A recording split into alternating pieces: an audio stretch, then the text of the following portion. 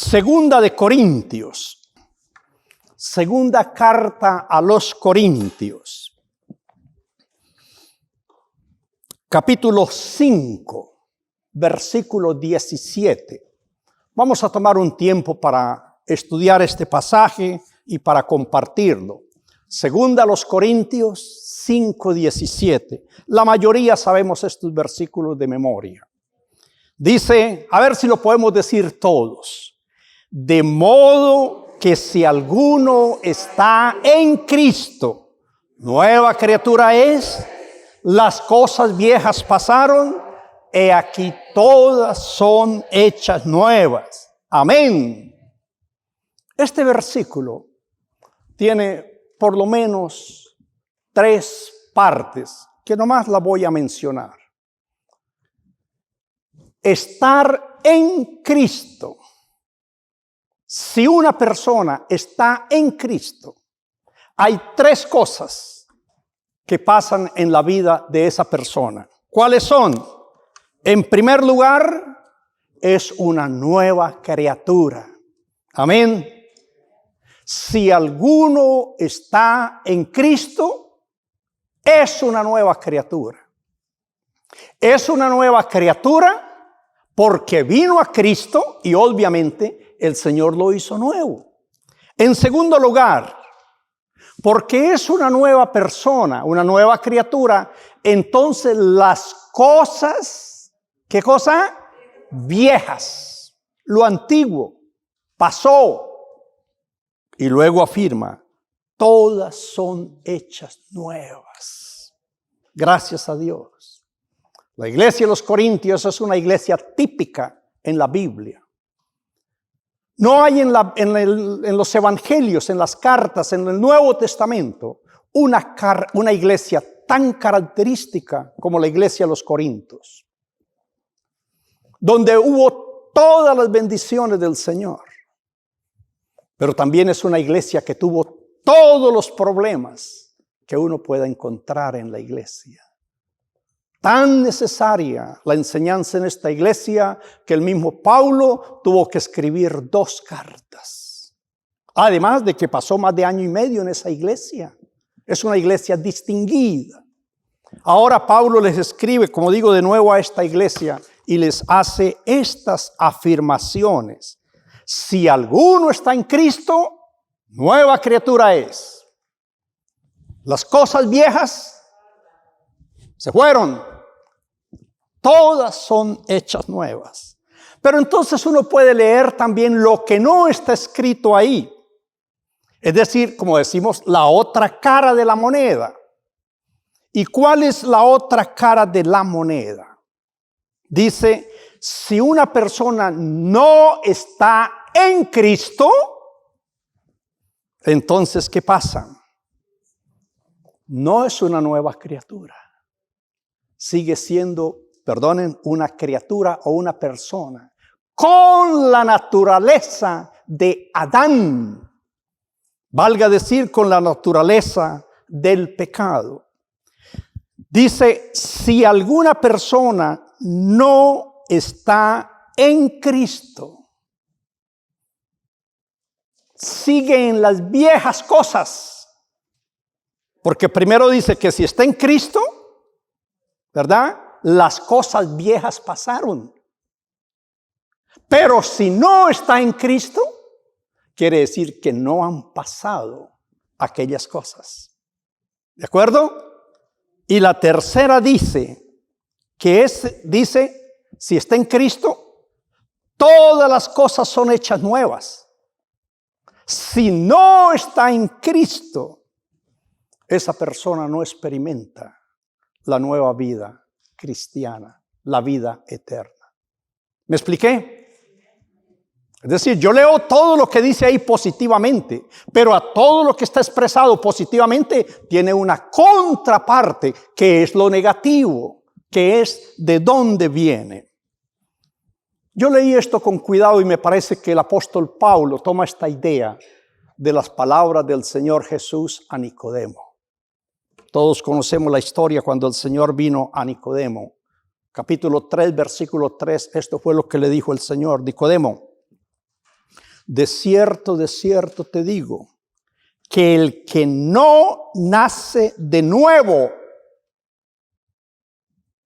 ¿qué cosa? No puede ver el reino de Dios. El que no nace de nuevo quedará ciego porque no puede ver el reino de Dios. Versículo 6, Juan 3:6. Lo que es nacido de la carne sigue igual. Sigue su naturaleza tal como es. Pero lo que es nacido del Espíritu es una nueva naturaleza. Espíritu es. Y finalmente el versículo 8. Es como el viento. Sopla de donde quiere, pero nadie sabe exactamente de dónde viene ni a qué punto va a llegar. Y el Señor usó este ejemplo para decir, así es todo el que es nacido del Espíritu. Gracias a Dios. Si alguno está en Cristo, nueva criatura es. Si nace de nuevo, es nueva criatura. Gracias a Dios. Tomando este pasaje bíblico, yo quisiera mencionar lo que es antes de conocer a Cristo y lo que es después de conocer a Cristo. Me explico. ¿Cómo es la vida de una persona que no conoce al Señor, que no ha tenido una experiencia personal con el Señor? ¿Qué cosas caracterizan la vida de esa persona? Yo quiero que usted mire en su Biblia. En primer lugar, una persona que no conoce a Cristo es una persona que está muerta espiritualmente. Quiero decir que la palabra muerte quiere decir separación. Muerte quiere decir aislar. Lo usamos mucho en nuestra cultura, en nuestros medios, cuando ha habido un problema, especialmente en familia o en amistad. Pero vamos a decir en familia. Vamos a decir por caso que un hijo o una hija hizo algo que no fue del agrado de los papás y los papás la despidieron, lo echaron, se fue, desapareció. Y tenemos el decir, esa hija murió para mí. Ese hijo murió para mí. O hay que decirlo honestamente en el contexto cultural. Mi marido murió para mí. Mi mujer murió para mí. Ahora esa persona no ha muerto. Lo que estamos significando con eso es, se ha cortado toda relación, ha desaparecido todo contacto con esa persona. Esa es la idea de muerte. Cuando Adán pecó, dice ahí la palabra del Señor en Génesis 3, 23 y 24. Dios los sacó del huerto del Edén. Dios los echó del huerto del Edén. Primero Adán, Eva, tienen comunión con Dios, hablan con Dios, dialogan con Dios, tienen amistad con Dios. Pero el día que pecaron, Dios cortó eso y los sacó y los echó. Y después cuando ellos oyeron la voz de Dios, dice que tuvieron miedo, ¿cierto? Esa es la diferencia entre la vida y la muerte, el significado de la muerte. Yo quiero que usted mire en Efesios capítulo 2, versículo 1. Pablo le escribe a la iglesia de los Efesios y le dice, Él les dio vida a ustedes. ¿Qué cosa? Cuando estaban muertos en delitos y pecados. O sea que el vivir en delitos, el vivir en pecado, constituye un motivo de separación o de muerte para con Dios.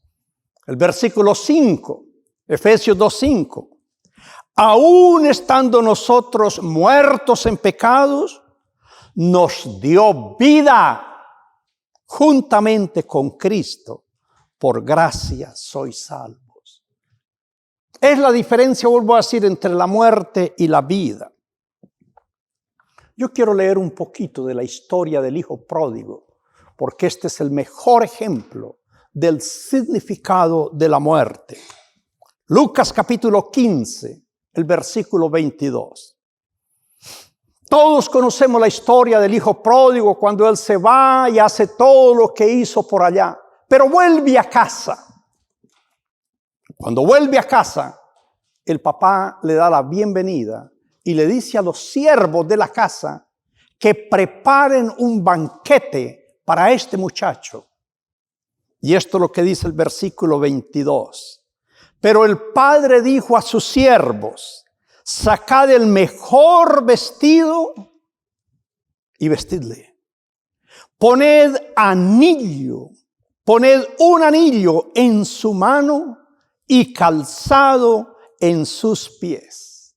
Y traed el becerro gordo y matadlo. ¿Y qué cosa? Comamos, hagamos fiesta. Versículo 24. Porque mi hijo muerto era. Y escucha, hermano, el muchacho no se había muerto. El muchacho estaba vivo. Y bien vivo por allá en las que andaba, ¿verdad? Él no estaba muerto. Pero para el padre, que no sabía a dónde se había ido, que no sabía qué había pasado, para él estaba muerto. Cuando este muchacho volvió a casa, dice: ha revivido. En otras palabras, este hijo que estaba como muerto ha resucitado. Esa es la expresión que usa ahí. Ha revivido. Y luego que empieza la fiesta y que llegue el otro hijo, entonces se enoja por lo que ha pasado ahí. Pero váyase al versículo 31. Lucas 15, 31. Entonces el padre le dijo al hijo mayor: hijo, tú siempre estás conmigo, todas mis cosas son tuyas. Mas era necesario hacer fiesta, regocijarnos, porque tu hermano, otra vez, era muerto y ha revivido. Se había perdido y ha sido hallado. O sea que muerte y perdido son la misma cosa. Tienen el mismo significado. Eso es lo que nosotros éramos con Dios antes de conocer al Señor. Por eso Pablo dice: si alguno está en Cristo, nueva criatura es. Vamos a ir un poquitito más adelante. En primer lugar, estábamos muertos. En segundo lugar, antes de venir a Cristo, estábamos en esclavitud bajo el pecado. Y yo quiero que usted vaya a Juan 8:34. Mire lo que dijo el Señor Jesús. Jesús les respondió y le dijo: de cierto os digo, todo aquel que hace pecado, ¿qué cosa? Esclavo es del pecado. Todo el que hace pecado es esclavo del pecado. Primera de Juan 1:8. Si decimos que no tenemos pecado, nos engañamos a nosotros mismos, la verdad no está en nosotros. Romanos 3:9. ¿Qué pues? ¿Somos nosotros mejores que ellos? En ninguna manera. Pues ya hemos acusado a judíos y a no judíos, a gentiles, que todos están bajo pecado. Ahora, Jesús dice: si alguno hace pecado, esclavo del pecado. Usa aquí una palabra que es muy conocida para nosotros: la condición de un esclavo. Hemos leído acerca de la esclavitud. Conocemos un poquito acerca de la esclavitud. Gracias a Dios, en los países civilizados, en muchos se ha librado de esto, aunque todavía hay algunas cosas. Pero la palabra es esta: es esclavo del pecado. Escuche, hermano, un esclavo no tiene derecho de nada. Un esclavo no posee ninguna libertad.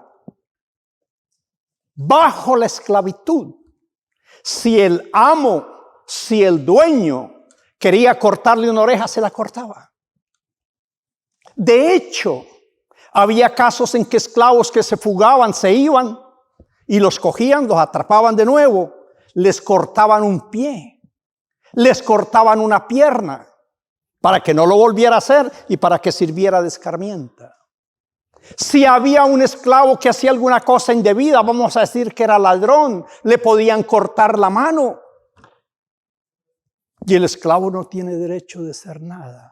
Porque un esclavo no tiene ningún derecho, ni tiene ninguna libertad. El esclavo, su vida, todo le pertenece a su amo, a su dueño. De hecho, eran comprados para permanecer en esclavitud. Esta es la figura que usa el Señor. Esta es exactamente la figura que usa el Señor. Y vuelvo a leer lo que dice. Jesús le dijo, todo aquel que hace pecado, ¿qué cosa? Esclavo es del pecado.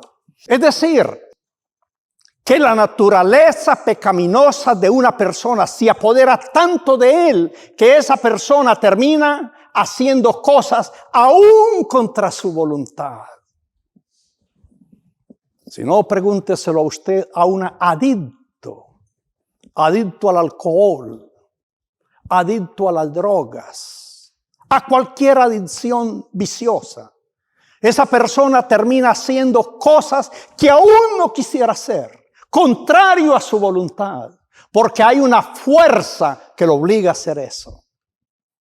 Y eso es lo que Jesús llamó la fuerza del pecado. Si alguno comete pecado, esclavo es del pecado.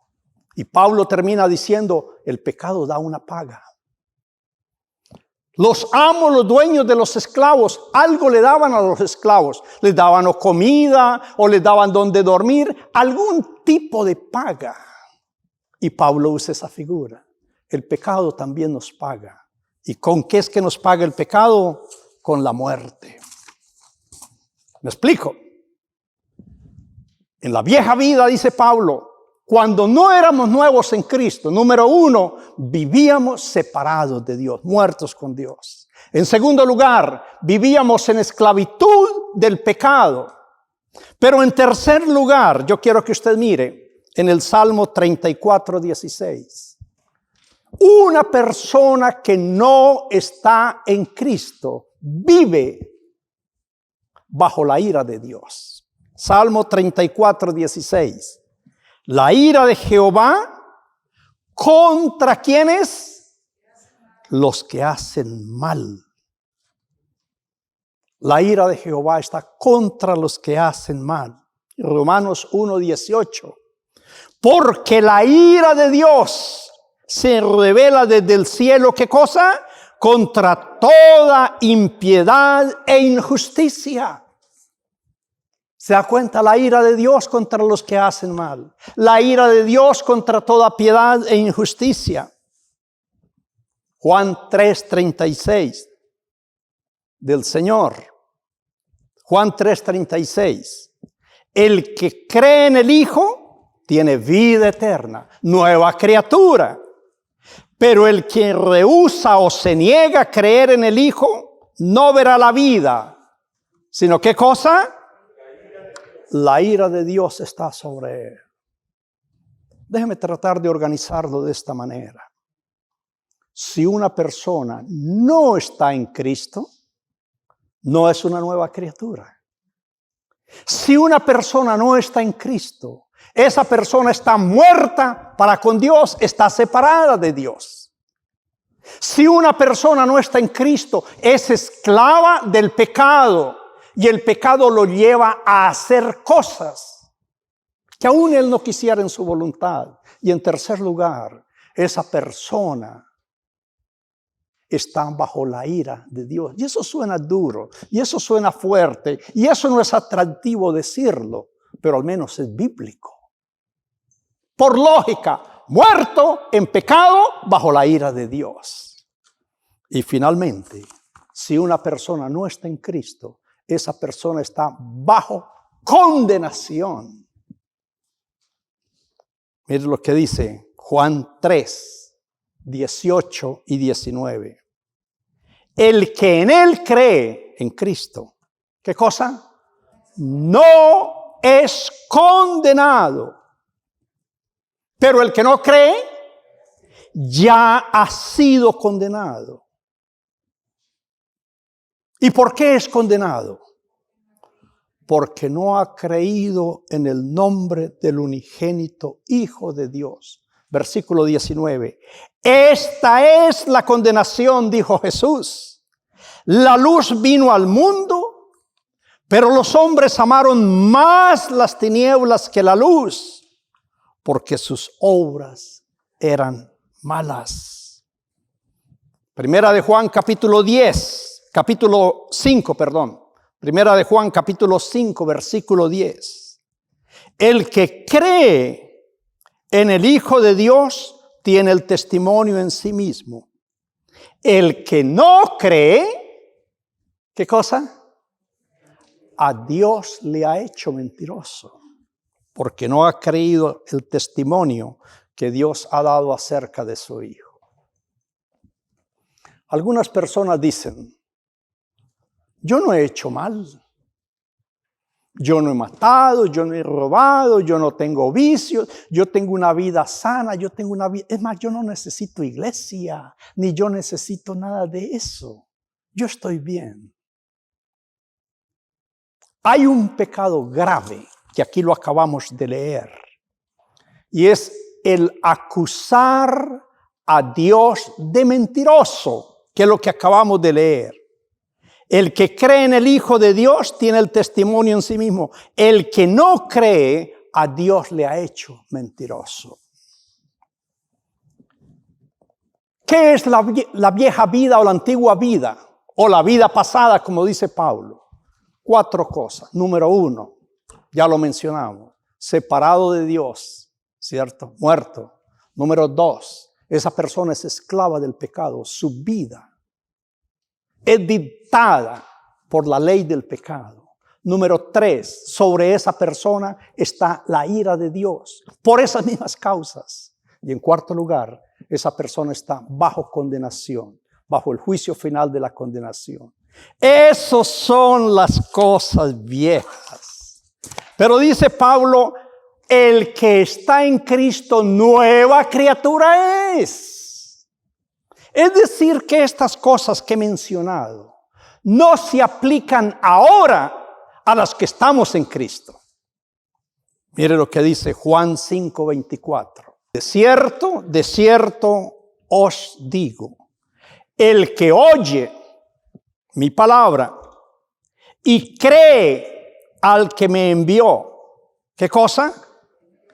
Tiene vida eterna. El que no tiene a Cristo, no tiene la vida. ¿Recuerdan que dijimos que está muerto?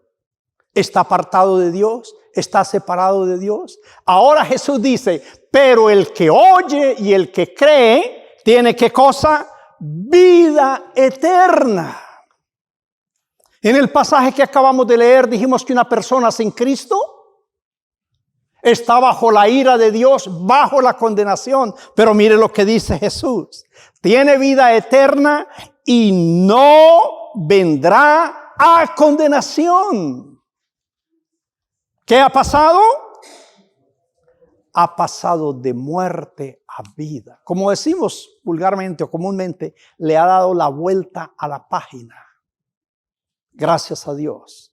Yo sé que es un poquito difícil mencionarlo, pero quiero enfatizarlo. Si una persona está en Cristo, nueva criatura es. Ya no está separado de Dios, no está muerto, ahora tiene vida. Número 2, ahora no es gobernado por el pecado, ahora es libre del pecado. Número 3, ahora no está bajo la ira de Dios, ahora está en comunión con Dios. Número 4, ahora tiene la vida eterna. Yo creo que usted se vaya en Romanos, capítulo 6, versículo 14. Romanos 6, 14. Dice, porque el pecado, ¿qué cosa? No se enseñoreará de vosotros. Ya el pecado no es mi amo. Yo dejé de pertenecerle al esclavista, que es el pecado. Hubo un tiempo en que el pecado gobernaba mi vida. San Pablo habla de eso. Pablo dice, miserable de mí.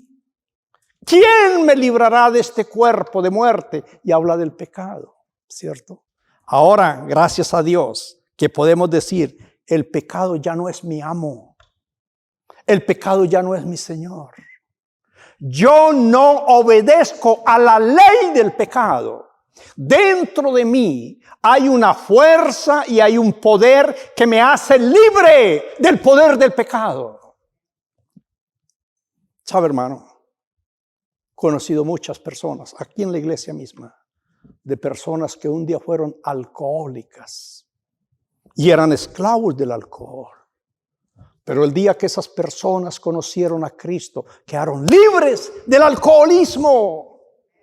El día que esa persona conoció a Cristo, quedó libre de las drogas. Porque ya no está bajo el poder del pecado. El pecado ya no es su amo, su Señor. Por eso dice Pablo, es una nueva criatura. Déjame ponerlo en orden.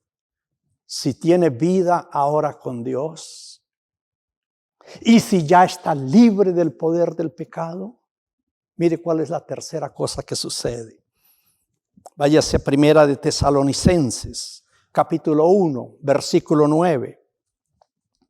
Pablo dice, porque ellos mismos cuentan de nosotros la manera en que nos recibisteis y cómo os convertisteis. ¿De qué? De los ídolos a Dios. Dejaron de ser esclavos de los ídolos y ahora se convirtieron a Dios para servir al Dios vivo y verdadero y esperar de los cielos a su Hijo, el cual resucitó de los muertos. Es decir, a Jesús. ¿Qué cosa? Quien nos libra de la ira venidera. Amén. Yo no estoy ahora bajo la ira de Dios.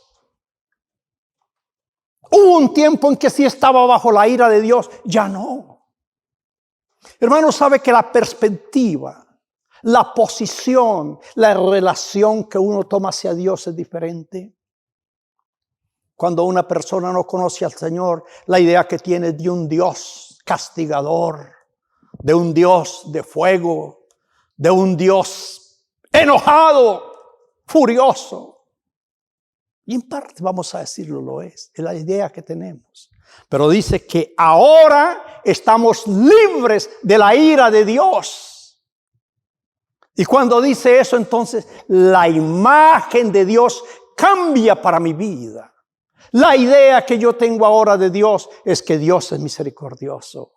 La idea que yo tengo ahora de Dios es que Dios es bueno. La idea que yo tengo ahora de Dios es que Dios es perdonador. La mejor idea que yo tengo de Dios es que Dios es mi Padre. Dios es mi amigo. Dios es la persona a la cual yo me puedo acercar con toda confianza. ¿Por qué? Porque ya estoy lejos, apartado, fuera de la ira de Dios. Y es lo que dice, gracias a Jesucristo que nos libra de la ira venidera. Finalmente, ¿cómo es que llegamos a todo eso? Efesios por excelencia lo dice, el capítulo 2. Efesios capítulo 2, versículo 8, todos lo sabemos. Porque por gracia sois salvos por medio de la fe. Por la gracia de Dios me dio la vida cuando yo estaba muerto. Por la gracia de Dios me liberó del pecado cuando yo era esclavo del pecado. Por la gracia de Dios me libra de la ira de Dios cuando yo estaba bajo la ira de Dios. Por la gracia de Dios me libra de la condenación cuando yo estaba en condenación. Gracias a Dios. Por gracia soy salvo. Versículo 9. No por obras. Y tengo que enfatizar eso, porque muchas personas creen que nomás tienen que portarse bien para agradar a Dios. No. Algunas personas creen que tienen que portarse bien para ir al cielo. No. Solo dice por la gracia del Señor, no por obras. Primera de Timoteo, capítulo 1, versículos 13 y 14. Dice Pablo: doy gracias al que me fortaleció, a Cristo Jesús nuestro Señor, porque me tuvo por fiel poniéndome en el ministerio. Y mire este testimonio tan bonito. Habiendo yo sido antes, ¿qué cosa? Blasfemo. Pablo dice: yo era un blasfemo. ¿Qué más? Un perseguidor de la iglesia y del Señor. Injuriador, incitador a la violencia. Mas fui recibido a misericordia porque lo hice por ignorancia. ¿Cómo? En incredulidad. La incredulidad es un enemigo muy grande. Y Pablo dice: yo lo hice en incredulidad. Versículo 14. Pero la gracia de nuestro Señor fue más abundante con la fe y el amor que es en Cristo Jesús. Gracias a Dios. Pablo dice: yo, por la gracia del Señor, habiendo sido lo que fui, ahora por la gracia del Señor estoy en el ministerio. Gracias a Dios. Quisiera resumirlo diciéndolo de esta manera. Pablo dice: si alguno está en Cristo, nueva criatura es. Las cosas viejas pasaron. Y quiero enfatizar eso. ¿Qué fue lo que pasó? Si una persona está en Cristo, ahora no está separada de Dios. Ahora no está muerta. Ahora tiene vida eterna con Cristo. Si una persona está en Cristo, ahora no es esclava del pecado. Ahora está libre del poder del pecado. Y no estoy diciendo que no peque. No estoy diciendo eso. Lo que estoy diciendo es que hay una fuerza espiritual en esa persona que Dios le da para decirle no al pecado.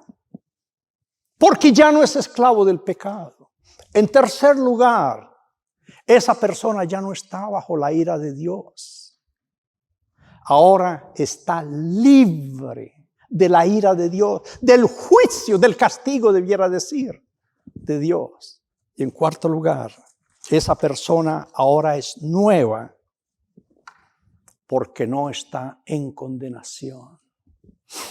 Muchas personas llegan a la hora de morir, y perdonen que tengo que decirlo, me ha sucedido muchas personas que están agonizando, saben que están en sus últimas horas, minutos, y ellos están preguntando: hermano, si yo me muero, ¿a dónde voy a ir? Esa es la pregunta que muchas personas se hacen. Y voy a decir algo más. Por eso tantas personas le tienen miedo a la muerte. Porque no saben a dónde van a ir. Y su conciencia y su espíritu se lo dice muy constantemente. Sobre ti está la ira de Dios. Sobre ti está la condenación. Y le tenemos miedo, o le tienen miedo a la muerte por eso. Gracias a Dios, Cristo nos ha hecho libres del temor de la muerte. Cristo nos ha hecho libres de la ira de Dios. Cristo nos ha hecho libres de la condenación. Por eso, si alguno está en Cristo, es una nueva criatura. Gracias a Dios, esas cosas que éramos o que son para algunas han pasado. Yo quisiera terminar haciendo un ligero énfasis. haga una evaluación de su vida, hermano. Haga usted una evaluación de su vida. ¿Han pasado las cosas viejas en su vida? Ya usted puede decir, ¿eso pasó? ¿O todavía usted sigue atado, ligado a esas cosas viejas? ¿Puede usted disfrutar con alegría, con gozo, esa nueva vida en el Señor? Usted se puede levantar un día y decirle, Señor, gracias, que la ira tuya ya no está sobre mi vida. Gracias, Señor, tu palabra lo dice. Usted le puede decir, Señor, gracias, porque me ha librado de la condenación y me ha dado la vida eterna, porque tu palabra lo dice. Porque fue lo que dijo el Señor. No vendrá a condenación, sino que ha pasado de muerte a vida. Gracias a Dios por Jesucristo. Yo quiero animarles a ustedes, hermanos, hermanas. Por un momento deténgase. Memorices ese versículo, por cierto. De manera que si alguno está en Cristo, nueva criatura es. Las cosas viejas pasaron, he aquí todas son hechas nuevas. Y usted le puede decir, gracias, Señor. Gracias, Señor, que tú has hecho las cosas nuevas en mi vida. Gracias, Señor.